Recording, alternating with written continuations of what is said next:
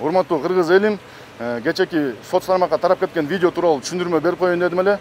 Кече күнү Кыргызстан партиясынын сот чечими чыккандан кийин сторонниктери кубанып, бияктан лидерди провожать этип, мен андан машинеге келип, отуруп, айдап жүргөндөн кийин биздин сторонниктерге лайк класс бастым. Класс баскандан кийин биз айдап баратканда биякта бир 50ге жакын киши турган, алардын арасынан 10 чактысы ортон кол мага көрсөтүштү.